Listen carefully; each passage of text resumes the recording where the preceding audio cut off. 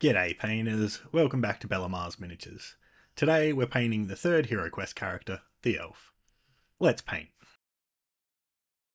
This was primed with Grey Seer from Games Workshop, then I got to work blocking everything in. The first colour to block in was Necromancer Cloak for the pants, boots and tunic.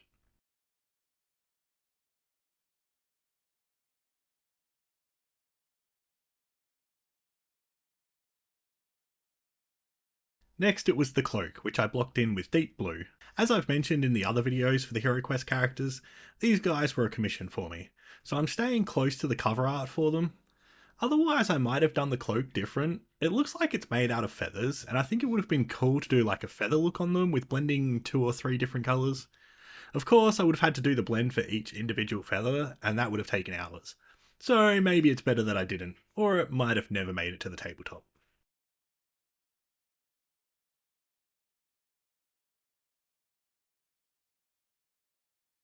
There's not much leather on this model, just the belt, the small parts on the wrist guard, and the headband.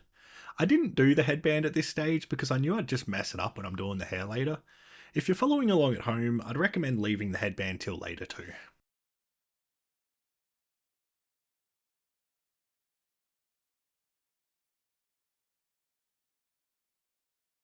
Then I broke out elven flesh for the flesh. There is more flesh on this model than you'd expect at first glance. There are no sleeves on the arms, so they're flesh too. Though I think you could definitely paint them as if she was wearing sleeves if you wanted. It's your choice. For the hair, it's white. I was a bit worried that the white wouldn't look good against the pale flesh, but in the end I think it turned out well.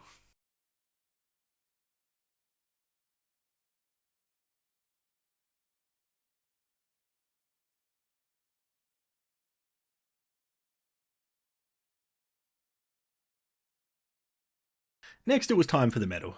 This is actually the last colour to be blocked in for this model. There really aren't that many colours on it. Most of the metal spots are pretty obvious. The sword, the armour, the wrist guards. But make sure you get the knee guards, the filigree on the front, and the filigree running around the boots. I think the ones on the boots are pretty easy to overlook.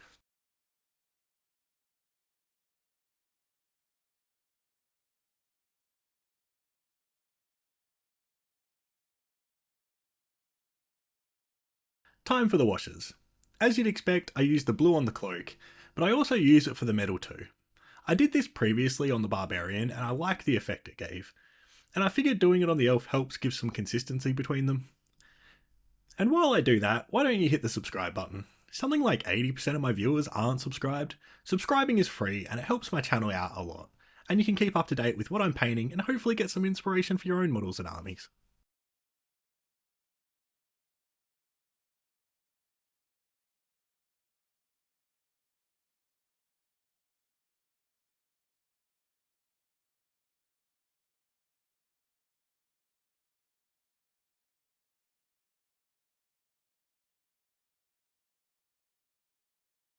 Then the leather and flesh got hit with a flesh wash.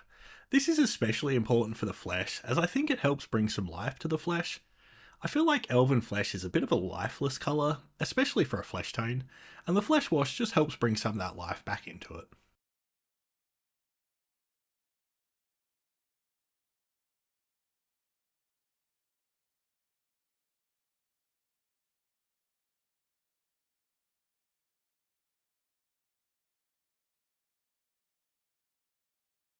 For shading the hair, I use Apothecary White Contrast Paint. I really like using this for shading white in cases where you don't want to go too stark with the shadows. Though I'm also a fan of using purple to shade the white, but I don't think it would work very well on the hair here.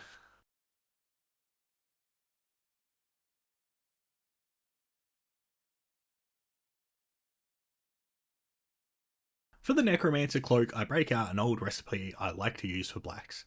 It's a 50-50 mix of contrast medium and black Templar contrast paint. Over a dark grey, it takes care of your shading and highlighting in one step, while still reading as black.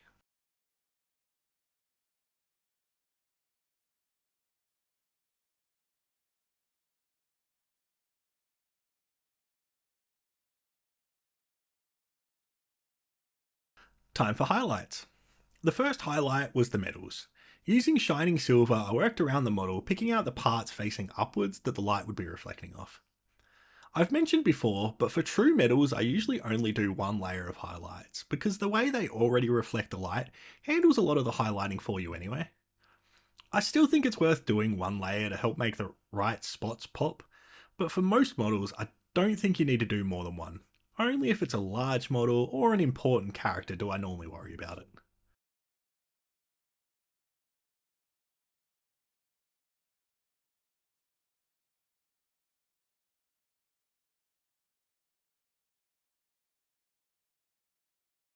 Then with Deep Blue I start working on the cloak.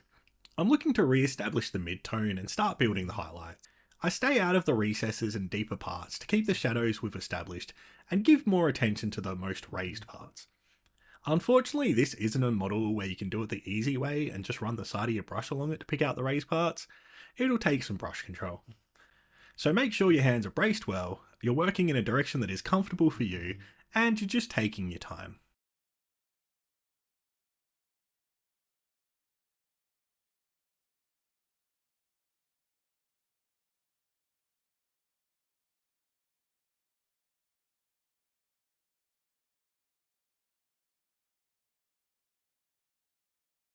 Then with Crystal Blue I continue the highlights. I'm working in the same places I established in the previous step, just in smaller spots to make sure I leave some of the previous layer showing. I've thinned this down a fair bit to help keep the gradient smoother.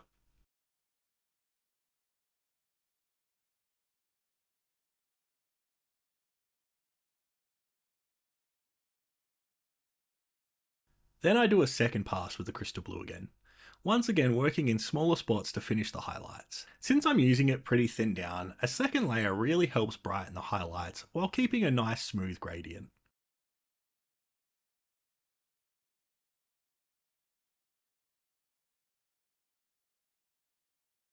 Next I highlighted the flesh. Since the flesh wash darkened it a decent amount, I can use Elven Flesh as the first highlight layer. You really want to make sure to leave the wash showing in the recesses and deeper parts, or you'll lose the feeling of life that the wash brought to the flesh for us.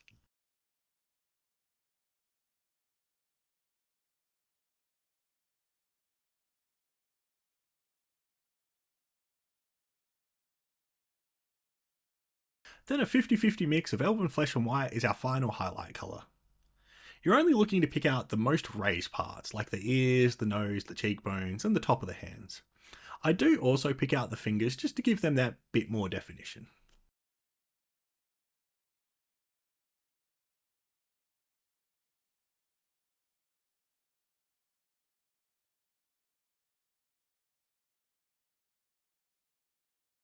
For the hair, I go back to white and just follow the raised strands of hair. For most of them, you can run the side of your brush along them to pick them out fairly easily. Just take your time and be sure to avoid the recesses to keep those shadows we established earlier.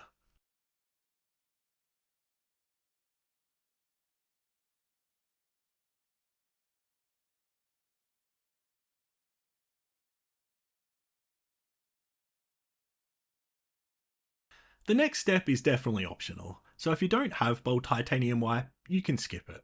Or you could do another layer with whatever white you have to help it pop a bit more. Either way, this step is just looking to give some final highlights on the most raised parts and the top of the head.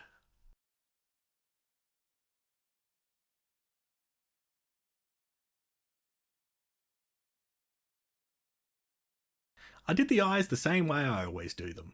Carefully apply white, then a dot of Necromancer Cloak for the pupils. Normally I do the eyes before I do the skin highlights so I can touch up any mistakes I might make. For whatever reason, I didn't this time and I did end up making a mistake that needed to be fixed. So it's not a bad idea to do this step before the flesh highlights.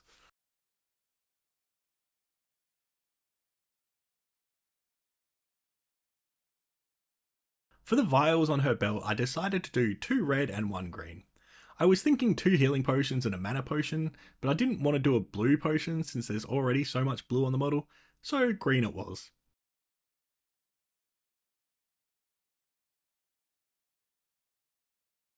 Then with a lighter colour for each, I did a small dot on the bottom, then mixed white into the lighter colour and did an even smaller dot.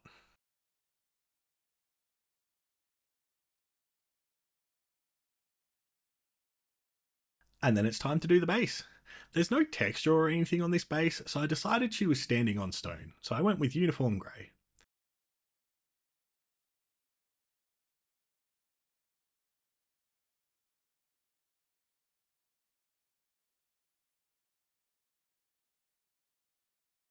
Then black for the rim.